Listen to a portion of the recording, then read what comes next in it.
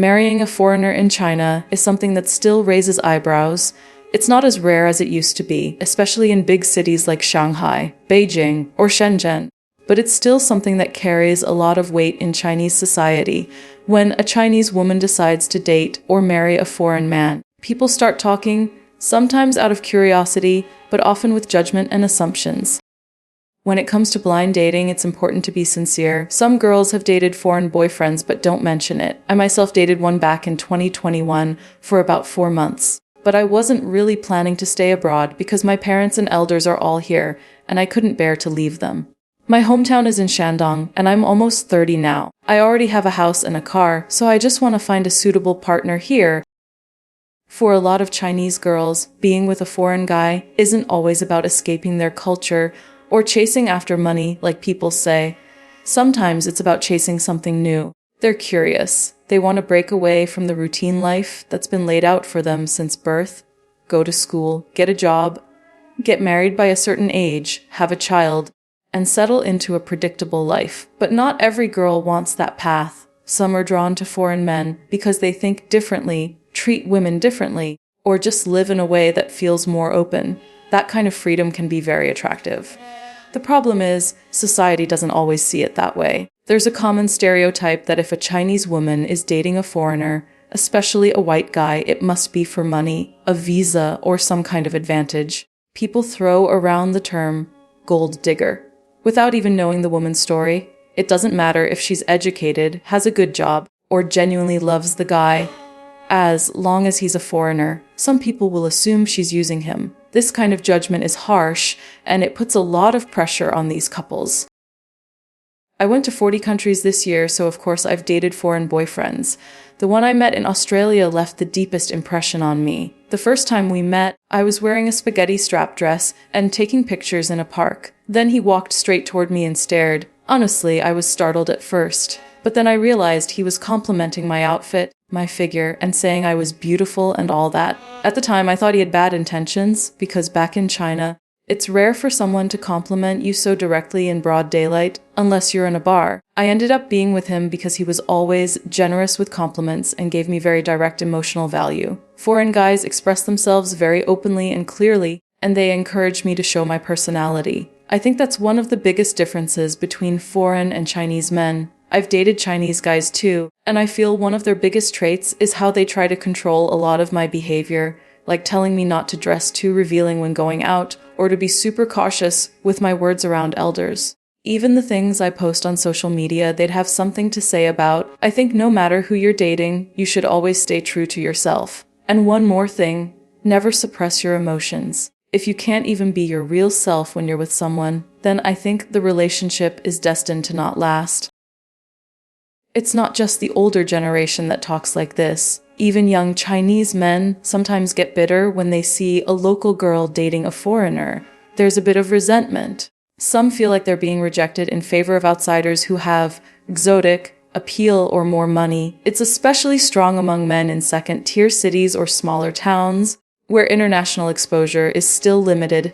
They don't always understand the dynamics of such relationships, so they assume the worst. Some guys even go online and write nasty comments about foreign-loving women, accusing them of being traitors or easy. And then there's the other label, meal diggers. That's when a girl dates a guy just to get free meals, drinks, or gifts with no real intention of committing to anything. This accusation gets thrown around a lot in big cities, especially when people see young girls hanging around bars or expat-heavy places. It's true that some girls take advantage, but this kind of thing exists everywhere, not just in China. Still, the stereotype sticks, and it ends up painting all Chinese women who date foreigners with the same brush, which isn't fair. Marrying us girls from the mountains of Chongqing really doesn't require a bride price. Some girls are even okay with not having a wedding, just getting the marriage certificate together and having a family meal is enough. Would you be willing to marry us girls from the Chongqing mountains? In reality, many of these girls are just trying to figure things out. They're not necessarily looking to get married, and that's another point where society is changing and clashing. In the past, women were expected to find a husband early and settle down. Now, more and more young Chinese women are saying no to that pressure. They're embracing casual relationships. They want to date freely, try new experiences, and not be tied down by traditional expectations. Hello everyone, this is my African boyfriend. His name is Maine. He earns 1,000 yuan every month, which is considered quite high. In Africa, the average salary is usually around 300 to 400 yuan, so anything above 1,000 is considered very high. So our life in Africa is quite good. Behind us is our house, which is also very nice. Come on, Maine, say hello to everyone. Hello, everyone.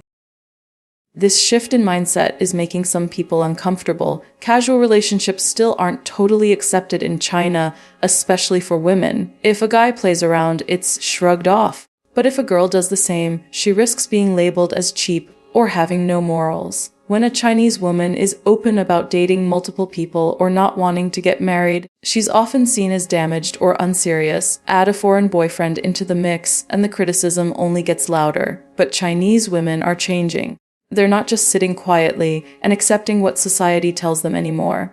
Many are traveling, working overseas, studying abroad, and coming back with broader views of the world.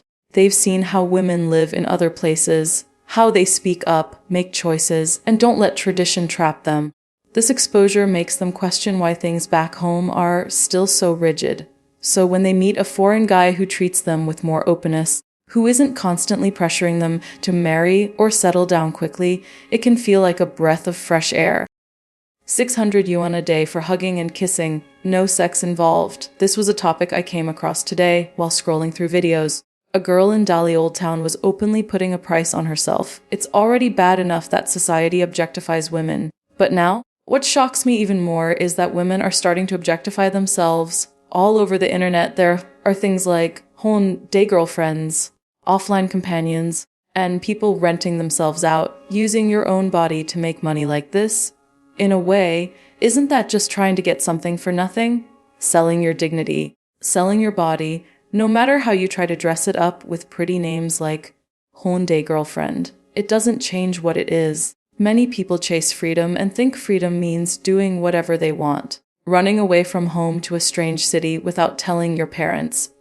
Some even call that bravery in the modern world, but real freedom means having the ability to protect yourself and take responsibility for your actions. As women, we already face more than enough judgment from the world, so as independent adult women, we should be responsible for our actions and show self-restraint. We shouldn't abandon morality, we shouldn't cross the line, and, above all, we shouldn't betray our own conscience. We should refuse to let indulgence become our identity.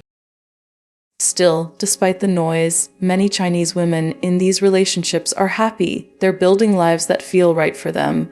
Even if others don't understand, they've learned to block out the judgment and focus on what makes them feel seen and respected. For some, that's a casual relationship with no labels. For others, it's a marriage to someone who doesn't share their passport, but shares their values.